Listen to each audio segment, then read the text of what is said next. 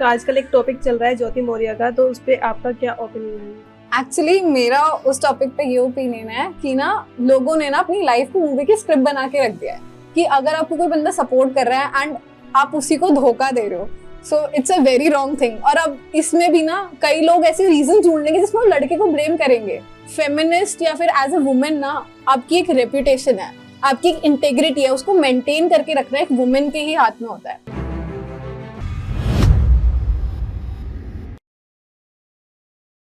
तो आइए मिलते हैं रितिका जी से। रितिका जी कैसे हैं आप? बहुत बढ़िया। तो कैसा लग रहा है आपका टीवीटी पॉडकास्ट में आके? बहुत ही अमेजिंग एक्सपीरियंस है। इससे पहले भी हम आ ही चुके हैं, आप तो लोगों से मिल चुके हैं आपकी पूरी टीम से, तो कि बहुत अमेजिंग एक्सपीरियंस था जब हम कूल नट्स की तरफ से आई थी मैं।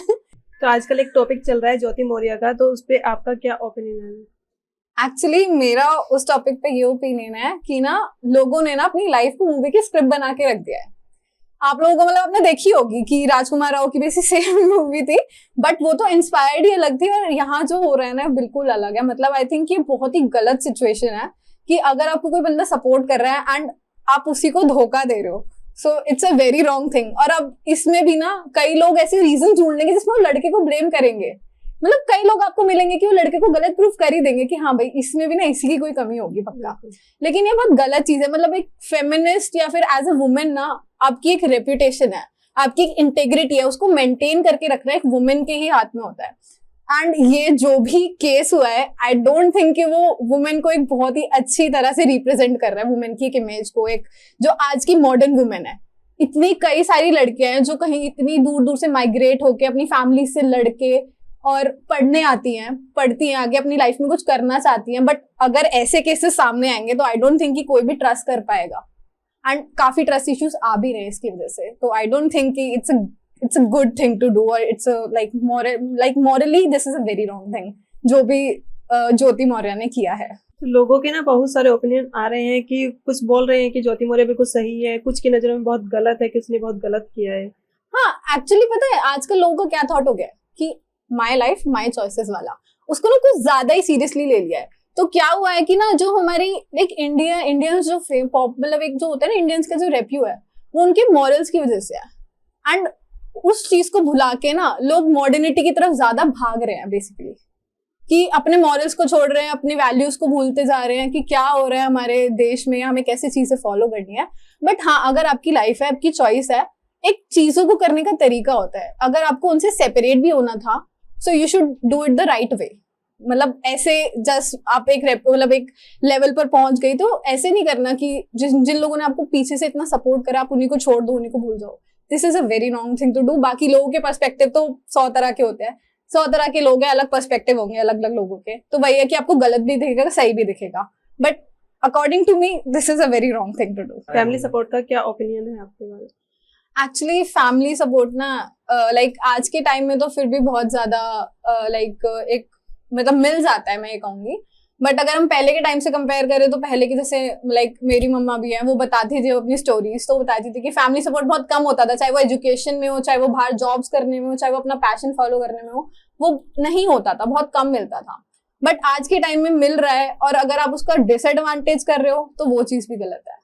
लेकिन family support is very important. चाहे आप वो मैरिटल लाइफ के बाद भी आपको मिल रहा है तो आपको उसको बहुत ही अच्छे से यूज करना है। ये नहीं कि अगर आपको मिल रहा है तो आप उसको लाइक मिस यूज कर रहे हो। सो वो बहुत गलत चीज है। तो आपको पॉडकास्ट में आके कैसा लगा?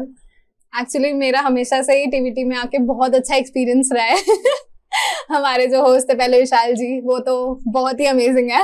एंड आपसे भी इस बात करके बहुत ही अच्छा लगा। एंड टीवीटी जो है वो बहुत ही अमेजिंग तरीके से इंस्पायरिंग स्टोरीज को प्रमोट कर रहा है, लोगों की जर्नीज को दिखा रहा है। I think I will say कि ये बहुत कम लोगों में देखने को मिलती है। मतलब आजकल ना क्या होता है कि सब कुछ स्क्रिप्टेड हो गया है, सब कुछ ना इतना फेक हो चुका है। चाहे आप सोशल मीडिया ले लो, चाहे आप पॉडकास्ट ले लो, चाहे आप यूट्यूब देख लो, लोग अपनी लाइफ को इतना इनहांस करके दिखाते हैं। बट एट लास्ट क्या होता है जब रियलिटी सामने आती है तो सब कुछ वो एकदम वो मिट्टी की तरह ही होता है कि मतलब ऑन कैमरा कुछ और, बैक कैमरा कुछ और।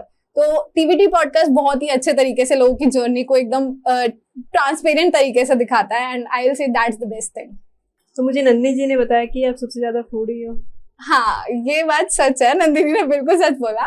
मैं मतलब मुझे लाइक घूमने के बाद ना जो सेकंड चीज आती है that is food for me, and बहुत ही पसंद है मेरे को, चाहे कितना मर्जी खिला लो, कहीं का भी खिला लो, बट मैं बहुत चूजी हूँ अपने फूड को लेके। मैं ये बोलूंगी मैं फूड हूँ बट मैं बहुत चूजी भी हूँ उसी के साथ साथ।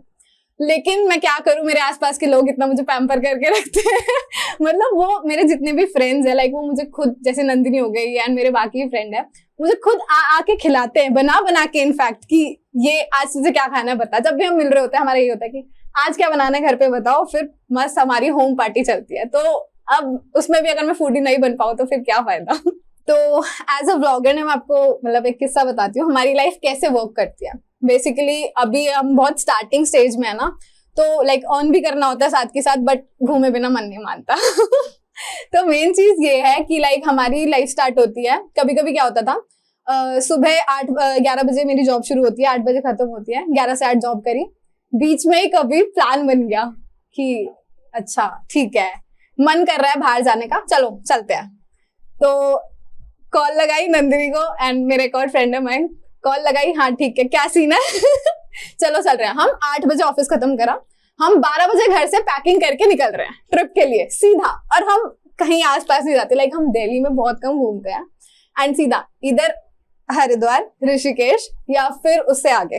एंड कभी कभी तो लाइक हमारा जो मनाली का प्लान बना था वो इतना रैंडम था, एक दिन पहले हमने बात करी, अगले दिन 12 बजे हम निकल रहे हैं मनाली के लिए, एंड वो भी 5 दिन की ट्रिप के लिए।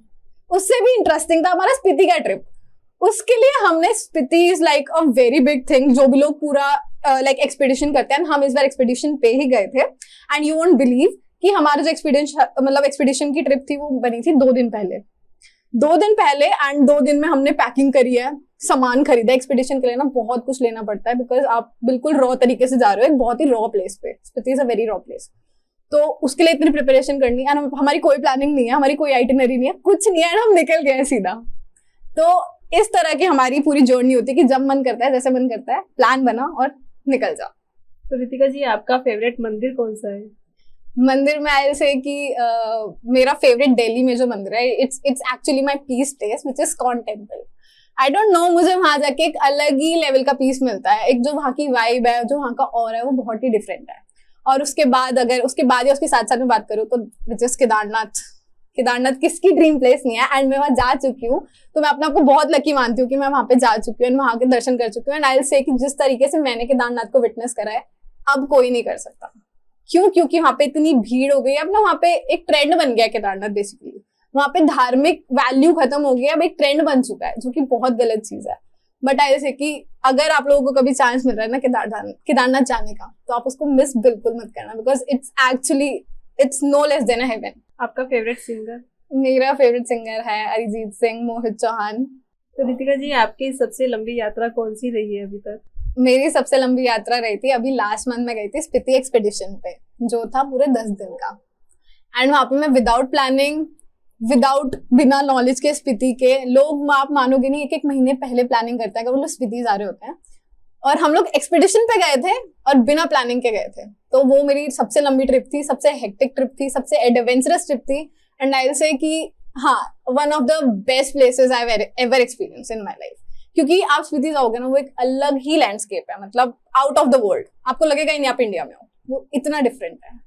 तो आज के टाइम में आप युवा और बढ़ती बहनों के लिए क्या कहना चाहेंगी?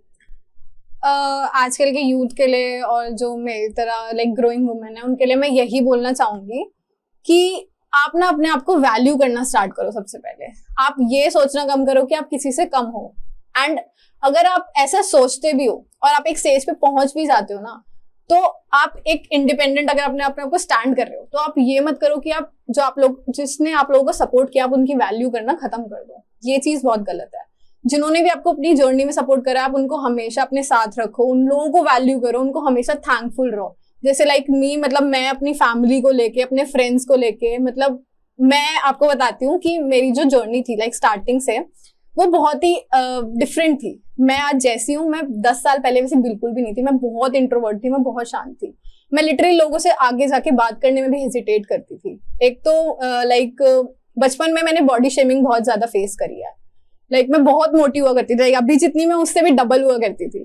तो वहां से यहाँ तक की जो मैंने जर्नी देखी है, तो आई विल से कि इन सभी एक्सपीरियंस ने ना मुझे सिर्फ लेसन्स दिए हैं, सिखाया है लाइफ में चीजें, कि आप जैसे भी हो, मोटे हो, पतले हो, काले हो, गोरे हो, इट डजेंट मैटर। अगर आपके अंदर स्किल्स है, आप अपनी स्किल्स को जितनी अच्छी तरह से प्रेजेंट करोगे ना लोगों के सामने, लोग उतना ही आपको वैल्यू करेंगे। एंड आपको किसी के लाइक ओपिनियन की जरूरत नहीं है लाइफ में आगे बढ़ने के लिए। आप अपने लिए अगर पॉजिटिव ओपिनियन रखोगे ना, आप लाइफ में बहुत आगे जा सकते हो।